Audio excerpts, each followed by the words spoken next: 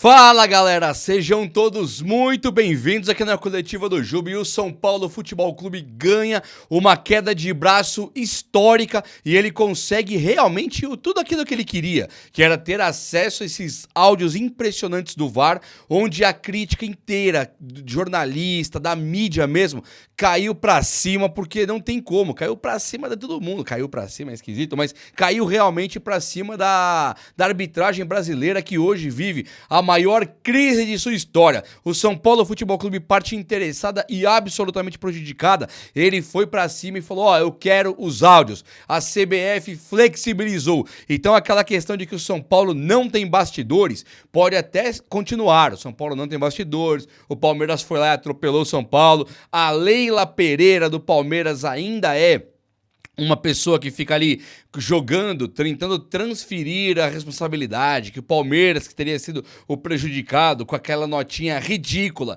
que o Palmeiras fez. Muitos começaram com uma teoria de que, vocês estão ajudando o Flamengo. Criticar o Palmeiras com a arbitragem, criticar é porque o Flamengo está querendo. Não. O São Paulo briga por uma Libertadores, uma vaga direta de Libertadores, e o São Paulo ganhou do Palmeiras em campo e foi absolutamente prejudicado quando o juiz lá, o Ramon Abate Abel, ele fez tudo o que tinha que fazer para o Palmeiras ganhar. Os áudios do VAR, eles são estarrecedores. Eu vou fazer um vídeo muito completo aqui agora. Os áudios do VAR, eles são estarrecedores, porque o árbitro, em algum momento, ele fala assim, vem cá, caiu na área. Quer ver como é que ele fala? Eu vou até mostrar como é que ele fala. Ele fala coisas desse jeito aqui, assim, ó. É muito preocupante. Ele fala assim, tem que me escutar, senão não adianta eu falar. Ele fala isso pro pessoal do VAR. Senão não adianta eu falar. O jogador escorregou. Ele é taxativo. Ele fala assim, os dois estão olhando pra bola. O Tapia e o rapaz lá que faz o pênalti. Os dois estão olhando pra bola. Escorregão. O choque é de jogo, não é uma entrada. Está bom? Acabou. Quando ele fala isso aqui, aí depois ele fala para um jogador: abaixa o braço e respeita a minha decisão. Não é falta, nem fora, nem dentro. Não é, pode ir. Só que pro pessoal do VAR ele fala: é escorregão, o choque é de jogo. Acabou. Fala assim, acabou. Mas como assim, acabou? Então, tipo, o São Paulo, o VAR, ele não tinha como fazer mais nada. O cara fala, é choque. Além do choque, é um escorregão. Tô olhando aqui, acabou.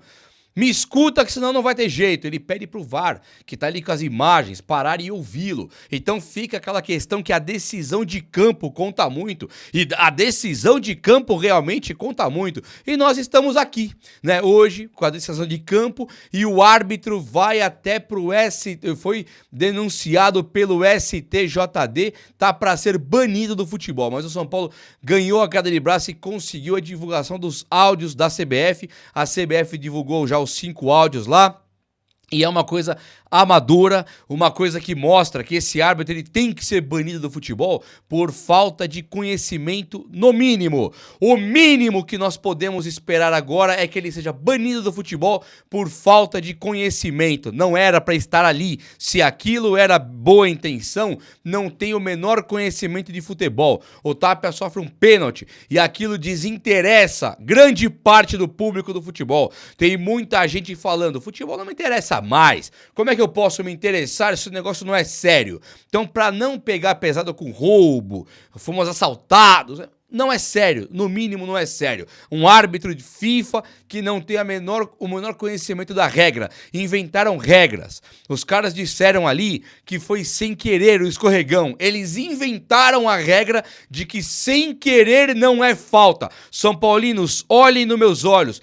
O árbitro de campo, e o Abate Abel e o VAR, eles inventaram a regra de que se for sem querer não é falta. Só que isso nunca que existiu. Mesmo sem querer, é falta. Não existe. Você dá um carrinho num cara, você mirou a bola, sem querer você pega o jogador, pegou o adversário, é falta. Então o São Paulo foi garfado. São Paulo foi sim roubado nesse jogo e foi ridículo.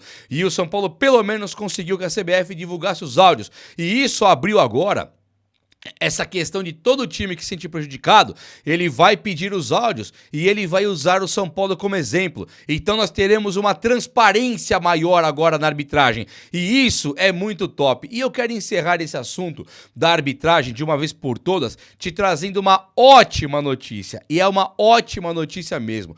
Diante do que aconteceu, a CBF ficou muito envergonhada, não tem desculpa. A CBF admite o erro do seu árbitro, que o árbitro é contratado pela CBF, ela admite o erro do seu árbitro, da sua comissão de arbitragem, e quando teve o lance do São Paulo, todo mundo começou a levantar vídeos, influenciadores, youtubers, jornalistas, o pessoal, grandes empresas de comunicação, televisões e tal, os caras começaram a levantar os vídeos e fazer os compilados dos erros do VAR, os erros da arbitragem, e o Palmeiras tá aí ganhando muitos pontos, mas não é nem o Palmeiras aqui não, que é o ponto. O ponto é, não dá mais para o futebol brasileiro ser sério, tem que ter uma arbitragem séria. Então a CBF já prometeu que para o ano que vem, 2026, vai ter a profissionalização da arbitragem. A tão sonhada profissionalização da arbitragem, que é o que nós mais estamos esperando, porque o futebol ele tem que voltar a se dar o respeito.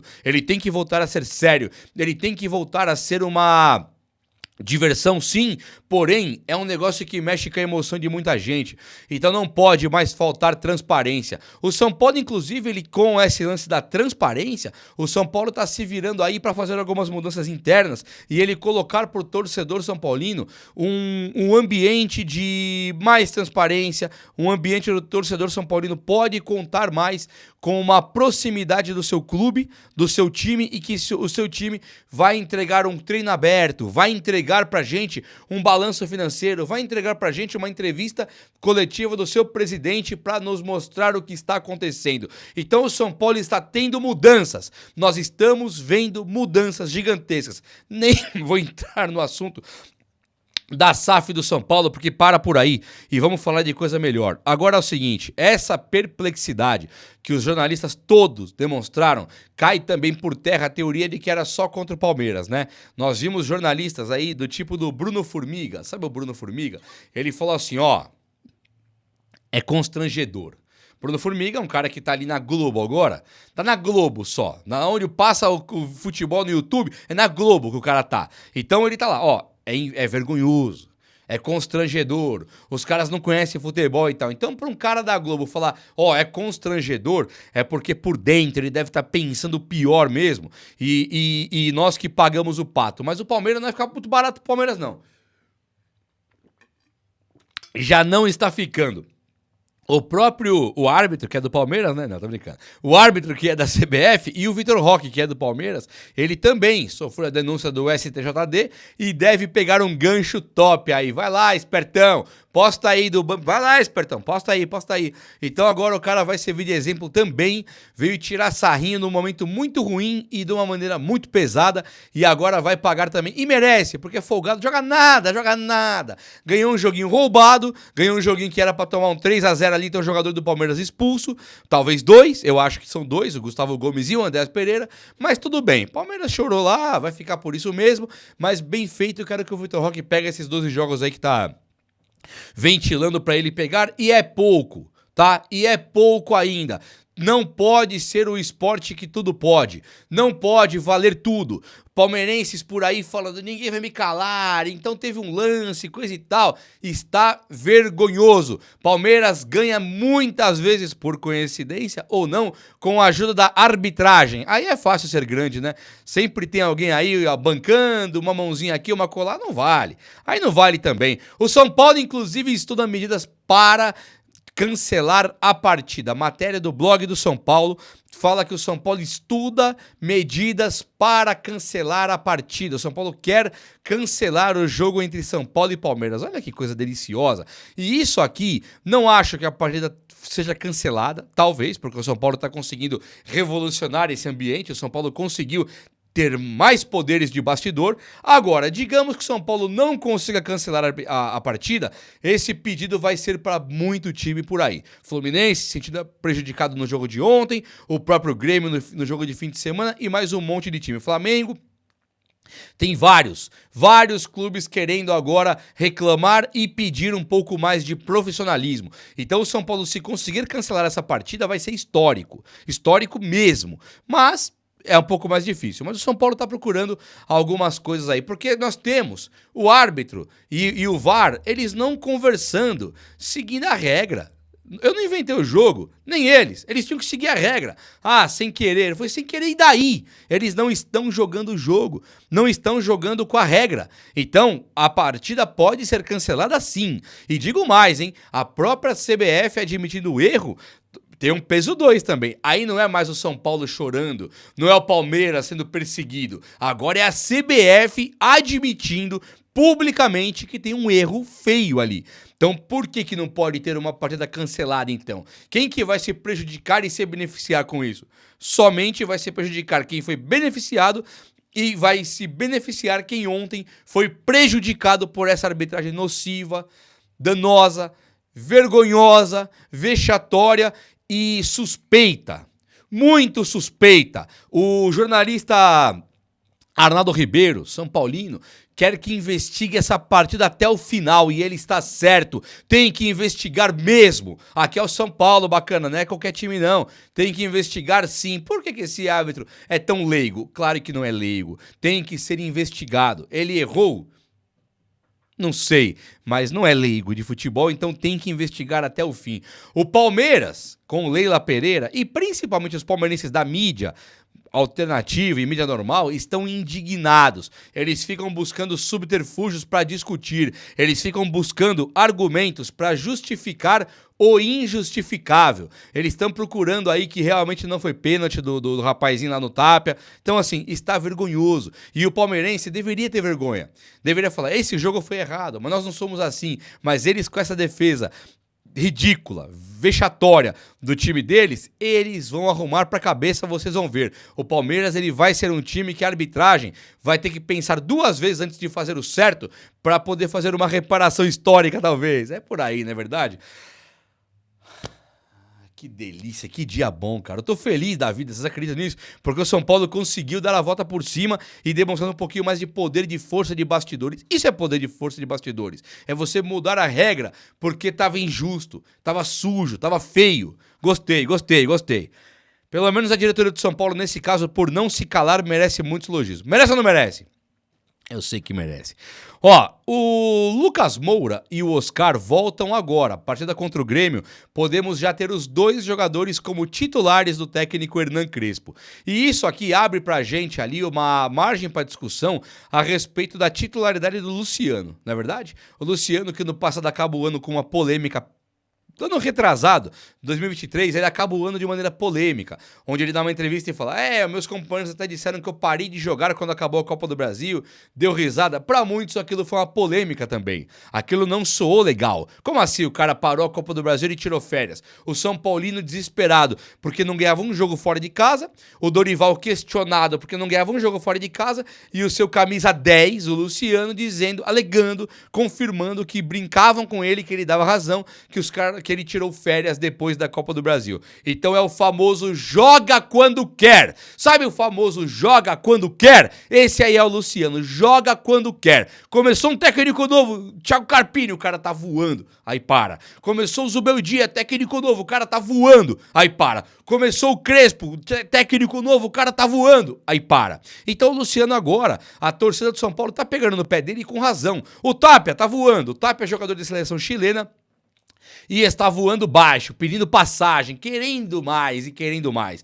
Então o Tapia pode ser sim que ele consiga ficar titular do São Paulo. Só que o Lucas Moura e o Oscar voltando tiram 2 vagas ali do time. Uma delas é do Rodriguinho. E o Rodriguinho, convenhamos, hein, não merece nem ser banco. Ele é banco já. Só que o Crespo, para manter Pablo Maia e Bobadilha, ele avançou o jogador Marcos Antônio, que foi meia. Aí o Rodriguinho vira banco. Só que agora com a volta do Oscar, o Crespo ele vai ser simples. Ele vai recuar o Marcos Antônio, Bobadilha ou Pablo Maia perdem a vaga. Hoje o Bobadilha perde a vaga. Ficaria Pablo Maia e Marcos Antônio, o que equilibra o time do São Paulo. Equilibra muito mais aquele meio campo do São Paulo. E aí sim, o meia não é mais o Marcos Antônio, ele é volante e o Oscar joga como o meia do São Paulo. Você tendo ali Pablo Maia e Marcos Antônio, os caras correm bem.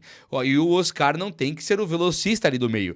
E aí, entrando o Lucas Moura, saem Tapia ou o Luciano. O Luciano deve perder a vaga do time muito em breve. Tem o Ferreirinha no banco, Lucas Moura veio, ficaria o Tapia no banco se o Luciano jogar, então é um time que fica complicado pro Luciano deitar e rolar agora, principalmente diante dos últimos jogos, que ele não veio jogando bem. E aí tem uma outra coisinha acontecendo. Pam, pam, pam, pam. Pam, pam, pam, pam. O que tá acontecendo? Você sabe o que é? O Caleri está voltando. Agora deu alegria no coração, hein? O Caleri, que ele parou de jogar bola com o técnico Zubeldia anterior, ele também não contava, né? Quem não parou, né, com o Zubeldia? Agora o Caleri, ele quer voltar assim voando. E o Caleri já se recuperou. Semana que vem estará 100% recuperado, entregue nas mãos do Crespo para a preparação física do Crespo conseguir colocar o Caleri no ritmo de jogo dos titulares do time de São Paulo. E isso aqui, meus amigos, é coisa maravilhosa. O Caleri jogando agora é coisa maravilhosa pro time do São Paulo, do Tricolor Paulista. O São Paulo, tendo Lucas Moura, Caleri, Oscar, é mais ou menos o time que tinha quando o Dorival ganhou a Copa do Brasil. Só que aí tem Lucas Moura e Caleri, muda o Nestor pelo jogador Oscar. E aí o Oscar jogaria. Tira o Rato também, que aí coloca o terceiro zagueiro. Então, Luciano, que já ficou no banco com o Crespo em 2021 e com o Dorival em 2023, ele deverá voltar para o banco agora, principalmente diante da volta de Oscar, Lucas e principalmente do Caleri. Ali não tem mais espaço para o Luciano jogar. E quem vem para o ano que vem buscando espaço, e pode também tentar esse ano aqui um pouquinho, mas acho que é difícil, é mais pro ano que vem, chama-se Rian Francisco. O jogador também circulando ali na recuperação, se desdobrando para recuperar, é um jogador que o São Paulo conta demais pro ano que vem. Ah, Juba, mas aí vai vender, vai contar só para vender. Sim, esse é um dos planos iniciais. Só que o São Paulo está tendo muitas mudanças. Vocês perceberam que a SAF tá explodindo aí. Essa SAF do Tricolor, que vai explodir, tem os caras lá do rapaz lá bilionário querendo investir, o cara que trouxe o 08 Partners querendo investir no São Paulo, chamou os investidores, tem um banco nacional aí querendo virar investidor do São Paulo também, tá pronto para entrar na jogada. O Júlio Casares, ele tem a Galápagos, mas ele também pode, não sei se vai ter impeachment, mas ele pode sim entrar como um CEO, mesmo que se ele abrir as portas, como ele fez para Galápagos, ele pode abrir as portas pro Diego Fernandes, que é o cara da 08 Partners, que trouxe o Ancelotti pro futebol brasileiro, a empresa dele agencia Neymar e Vini Júnior. Então, é uma figura gigantesca. É um cara influente, é um cara com muita grana. E aí então, se digamos que ele vem e aí entra esse aporte financeiro pro time do São Paulo, deixa de existir aquela necessidade de, aquele ditado popular, de vender o almoço para comer o jantar. Você para de ficar coberto com cobertor curto. Você para de tampar o sol com a peneira. Você para de ter que vender toda a sua equipe de base de maneira vergonhosa também para poder juntar uma graninha para não acabar o ano no déficit, não acabar o ano ali no vermelho. O São Paulo já fez isso esse ano. Vendeu um monte e acabará o ano no azul, sim. Agora, pro ano que vem, tendo essas mudanças que estão muito próximas de acontecer, um cara igual o Rian Francisco é plano de carreira no São Paulo. Deixa de ser uma venda emergencial para ser um plano de carreira no São Paulo. E nós, São Paulinos, que buscamos aqui uma luz no fim do túnel, nós buscamos aqui um motivo para comemorar, nós perdemos lá os jogadores como o Henrique Carmo, que é um craque, né, cara? O Henrique Carmo, ele é craque. O Matheus Alves e o Lucas Ferreira podem ser craques também, não sei, mas o Henrique Carmo é craque. Certamente vai ser craque. A pegada do Antony, ele de jogar bola, é muito bom. A pegada do David Neres, ele é muito bom. Então, quando o São Paulo estiver com dinheiro, claro que contratações serão feitas. É claro que o São Paulo vai começar a contratar legal.